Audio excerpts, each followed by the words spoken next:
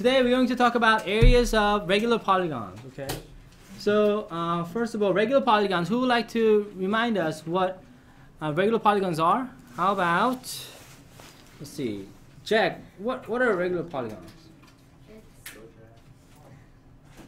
It's a shape with all sides equal. Okay. And it's not round. And So it's a polygon, so it's got to be made up of sides, right? So you can't, okay, so is that okay? Is it good enough to have just congruent sides? No, because would a rhombus be a regular polygon? No, who could help us to add something there? Josephine?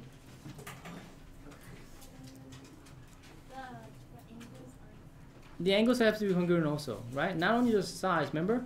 You have to have all the sides, right? These are polygons with all the sides and the interior angles all congruent. You guys remember that?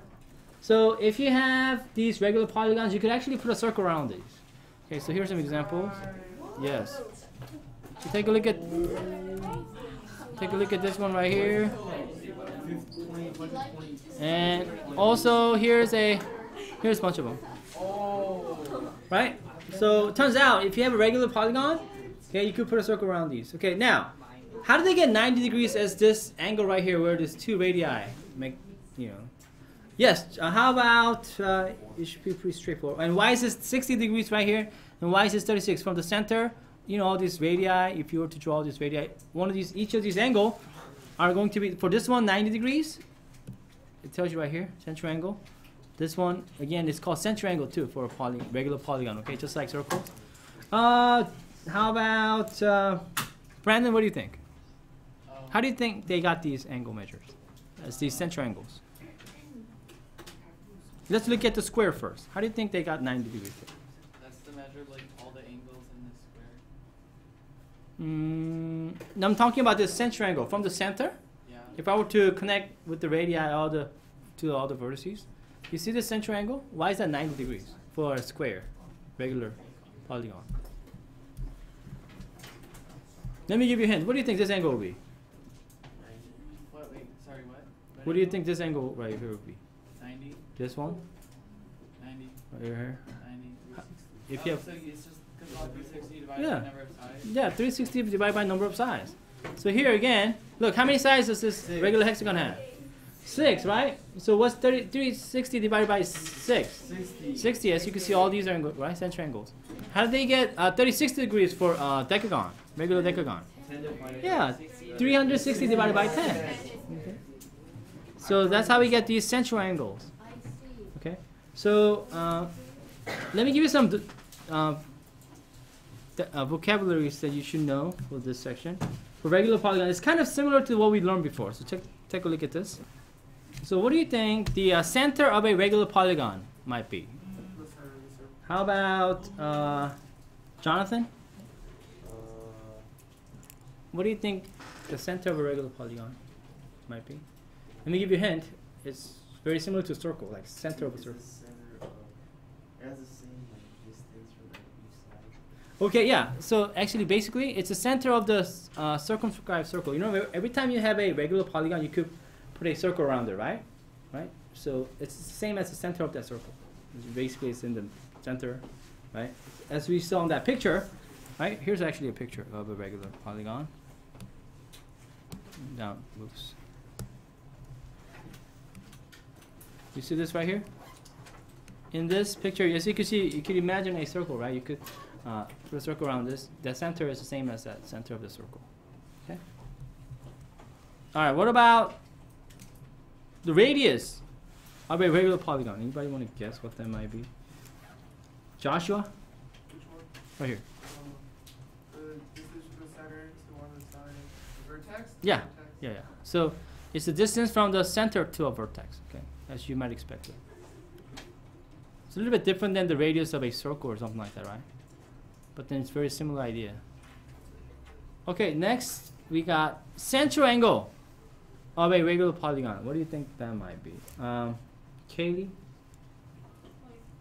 like the angle formed by two radii. Yeah, exactly. So the angle formed by two radii. Okay, so in this picture, it'll be like angle DOC or EOD, you know, any one of these. Okay. Okay.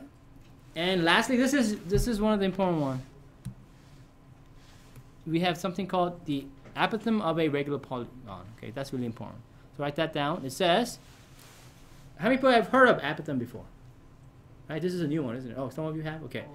It is the perpendicular distance from the center of the polygon to a side.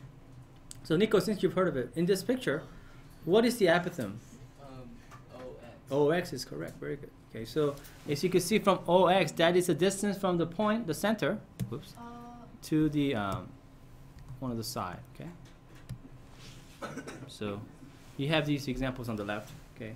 Center is O, radius, bunch of these. Center angle, AOB, BOC, and so on. Measure of the center angle. Oh, okay. It's the 360 divided by number of sides. In this case, it's 8. Isn't that right? That's how they got 45 degrees there. And apothem in this case is OX. Okay. So I'll wait. Go ahead and write it down.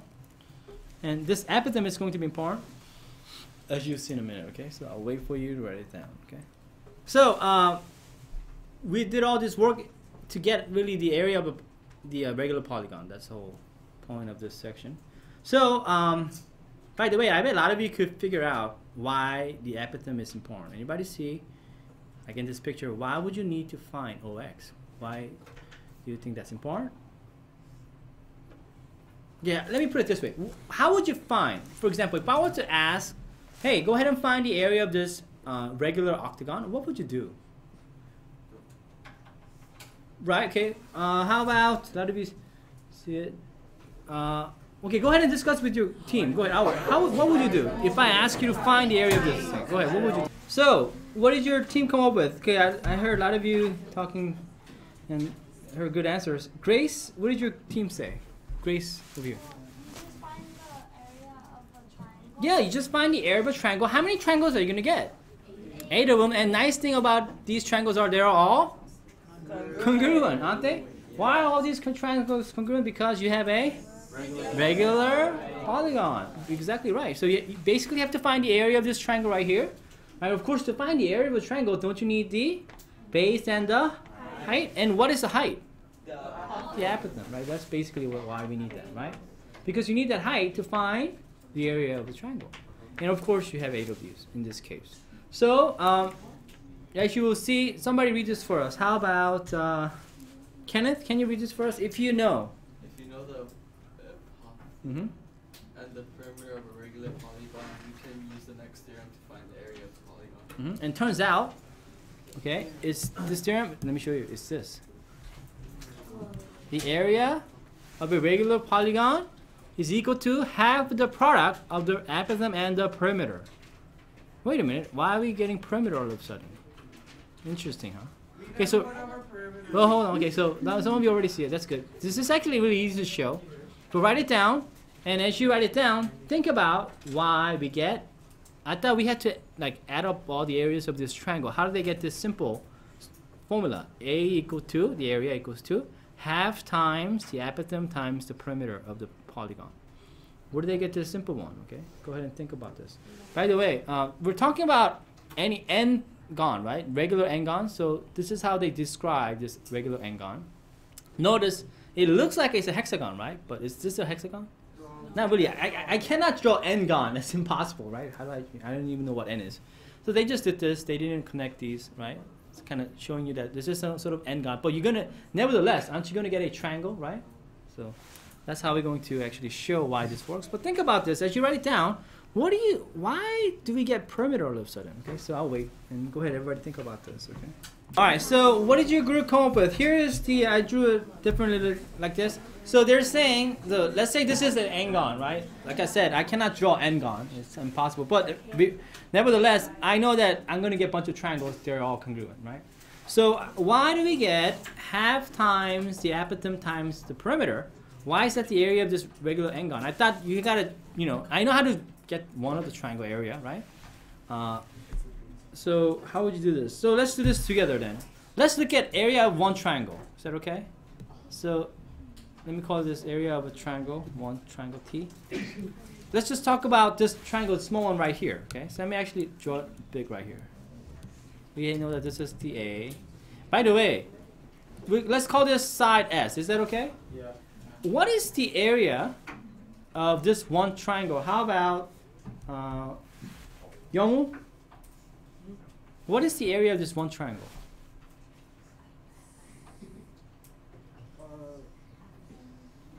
The Appleton times the S. Yeah. Is it A times S? Really? Divided by 2, yeah, half of it. That's one of them, isn't that right? Okay. So from here, that's fine. Well, don't we have to, so we said, well, don't we have to just find area of this one triangle multiplied by how many triangles do we get? How many triangles do we get for regular n-gon? N of these. So what do we have to do? To get total area, multiply both sides by n. Okay, let's do that. So then n times this area of this triangles, right? Wouldn't that be the total area of this regular n-gon? Half times A times S times n. Well, how do I get this? Okay, I don't get that. I get half times A times the side times number of sides we have. Okay, who sees it? Okay, how many people? Many groups? Okay, pretty straightforward. Okay, good, a lot of you. All right, I'll give you time. Go ahead, guys. Discuss. Okay, so what did your team come up with? How about why? How come I thought the area should be this? Half times A times the side times the number of sides. Leah, what did your team say? How is this same as this? Because the n is the side and if you add them all up is the perimeter. Exactly. If I were to multiply the length of the sides times how many of them there are, what's S times N, guys? That's the perimeter. Isn't that right? Yeah. So you could actually use this if you want, but simply, it's just simply, right, the apothem times the perimeter. Right? Much easier that way. Isn't that right, guys? You see, if I have number of sides, whoops, S is the side, right, length of the sides, I have N of them. What's the perimeter? S times N. Okay, so that's why it works out this way. Any question? Okay, pretty straightforward. So as you can see, these formulas are pretty straightforward. The important thing is, can you do these sort of problems though? You know, it's kind of different when you actually, right? When you have to do these sort of problems to find. And so let's try some of those, okay? Let's try this example, right? So now we know the theorem to find, we know the theorem to the area of a regular n-gon. It says find the area of a regular hexagon. How many sides does hexagon have, guys? Good. With apothem 9. All right, so it's one thing knowing the formula, it's another actually doing the problem, isn't it? Everybody go ahead and try this with your group. Do you think it's a good idea to draw the figure? Okay, go ahead. Huh? Okay, I know, so go ahead and try it. That's what we're trying to do. Go ahead, good. All right, go ahead, everybody try this, okay? You guys are correct. They're not telling us anything about the size of the perimeter. Guess what you have to do? You have to find it. You have to try it. Okay, go ahead, everybody try. Hey guys, let me give you a little hint. A lot of you already realized this already, but okay, so to do this, like I said, drawing this figure is important, right? And not only that, do you think it's important to figure out the central angle? Do you think the central angle is going to be important? How do you find the central angle of a 360 divided by 6? So don't you get something like this? Guys, what kind of triangle do you get inside here? We get 60, 60, 60, but then once you draw the altitude, you get what kind of triangle? Do you think that's important to notice? So guys, whenever you do these, you need to figure out the central angle, right? You need the central angles of the regular n-gon. Okay, go ahead, everybody keep going. All right, so let's take a look at this. By the way, why does it say half of S for this one right here? What's that? What do they mean by half of S on this? How about Hannah? Yeah, right here. Here, right here. Like, that's one side and like the apothem divides that side in half. Exactly, the apothem, you said it correctly, the apothem divides that side in half, right? So because what kind of triangle was this to start with? Equilateral. It was an equilateral, right? And the two sides are congruent here, so you could think about it as an isosceles if you like, right? Equilateral triangles are an isosceles. So once you draw a vertex from, right, if you draw the altitude from the vertex, it divides that base in half. That's what it means. By the way, so what is this base of this 30, 60, 90 triangle? If if the, by the way, is this 9 the shorter side or is that the longer side? The longer side. So how do I figure out this shorter side if I know the longer side? Okay, so that's the key. What do we do here? How about Jocelyn? You say 9 equals 1/2 of x times rad 3. Okay, so basically, then let's just figure. Let's not call it 1/2 s for now. Let's just call it x. I don't know. What would the x be? It comes out to 3 rad 3 rad 3 is exactly right because you have 36, 90, right? This side, right, will be 9 over rad 3, wouldn't it? Because what times rad 3 gives you 9? That's basically what you're asking. Right? So it's got to be 9 over rad 3. So you get 3 rad 3 once you simplify. And so if I know this is 3 rad 3, do I use that or do I need to double it to find the side? Yeah, the side is double. So now all we have to do is, multiply this by, do we know the perimeter of this? So do I need to multiply 3 rad 3 by 6 or do I need to multiply that by 12? Wow. Yeah, because you got to double this, right? Then multiply that by 6. So you end up multiplying by 12. Does that make sense? So on the homework and things like this on the test, this is the part where people mess up. Like people just multiply that by 6 or something at this point. You have to realize you just found half of the side, right? So you have to double that, right? Then multiply by 6. So when you do, you get that the perimeter is 36 rad 3. Once you know the perimeter, and we already know the apothem, don't we?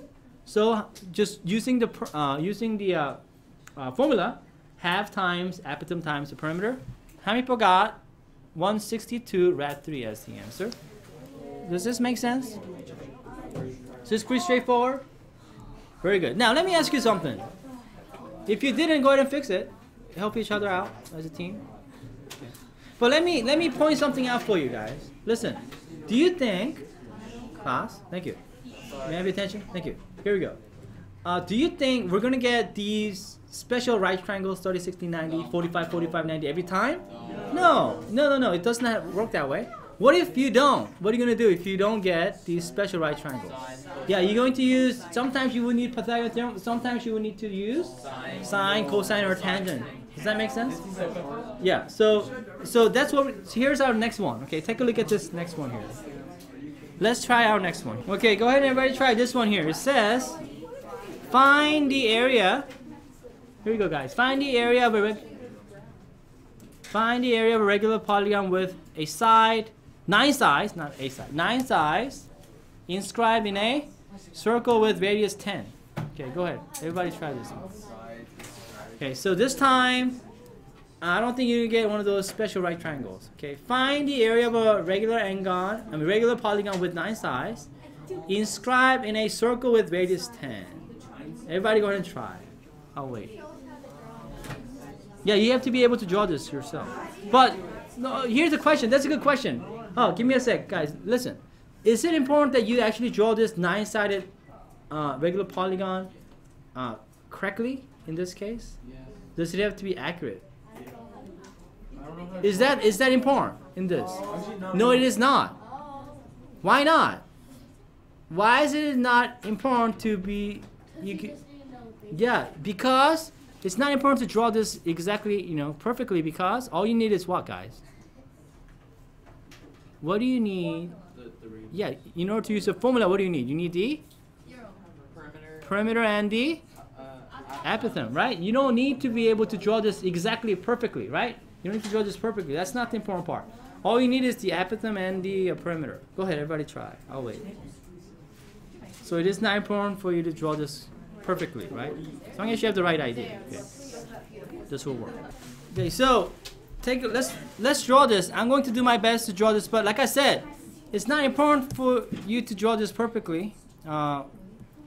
So it says you got a regular polygon with 9 sides. Again, you don't have to have all these 9 sides. I'm just going to do this just like what Book did. I'm going to do something like this, But it's not important. Okay, it's not even 9. I'm just going to do this just like what Book did, okay? Because I don't know how to draw a 9 perfectly. So I know we have a center. I know I'm going to get congruent triangles like this all around, right? Yes. So the important thing is to get that one triangle, sort of all the information you need from that one triangle. So first of all, what I need to figure out is let's write down what we know. We know this length, don't we? This right here. What's the length of this radius? 10. Oh, it's not 9. Oops. I looked at 9 side. It's 10, and this is 10. Okay? So that's good. So let me draw that triangle right here. Is that okay? So you basically have an isosceles triangle, 10 by 10. Now, we need another information. We need the apothem, right? And to get apothem, you need this central angle, don't you? What is the central angle of this 9-sided figure? Well, all you have to do is what, class? 360 divided by? Which is what? 40. So we know this is 40 right here. Now, do I want the whole angle or do I want half of that angle? I want the half. So we know this is going to be 20 degrees right here. If that's 20, this is going to be 70. Is that right? Okay, so what we want to find is, let's call this, that's the side, but right now let's call this, let's figure out this half of this side first, right? Because we need this right triangle, because as a whole triangle, we can't figure out the whole thing. We got to look at this half of this triangle, which is going to be 90 degrees, right? It's going to be a right triangle. Correct? So let's call this x.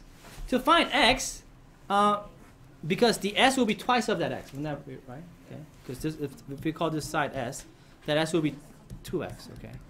So keep that in mind. It's twice of that. Now, if I want to find x, right now this is a right triangle that we don't know. It's not a special right triangle that we know of. So we have to use, as we said before, the either sine, tangent, or cosine. How about Jason? How would you find then this x? Sine of what? 20 degrees equals to? X over 10. Would you agree, class? Would it be sine of 20 be x over 10? Yeah, because look at the sine was what? Opposite over hypotenuse. Isn't this x opposite of 20 degrees? Yes. Could you also have done it as a cosine of 70 degrees? Would that work also? Does it matter? No, you could have done it if you wanted to. To find x, yeah, this would be 10 times sine of 20, right? Or, if you wanted to, you could have done cosine of what? 70 equals to what?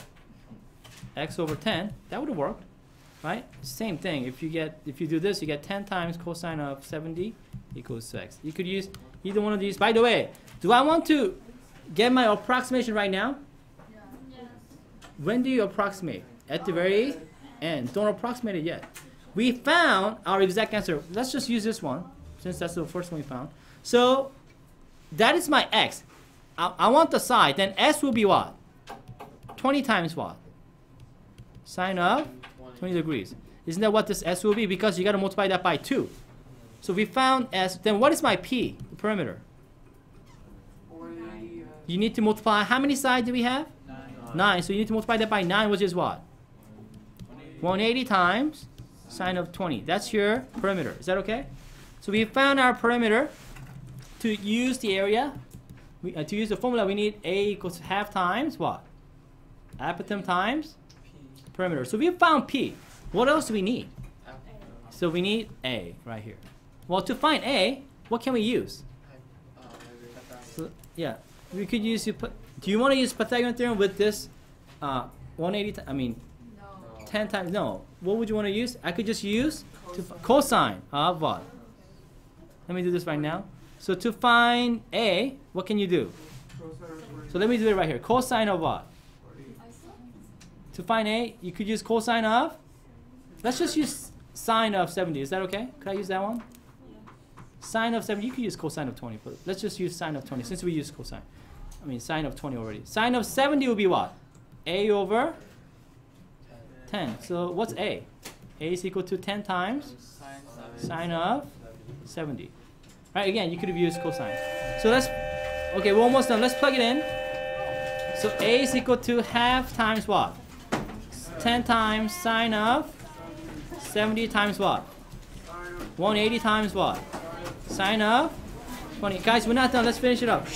So a is equal to, by the way, these are just numbers, aren't these? So 1/2 times 10 times what? 180 times what? Sine of 70 times sine of 20. Once you do this, it comes out to about 200. It should come out to 289 about. Okay? Does that make sense? Have a good day, guys. Thank you.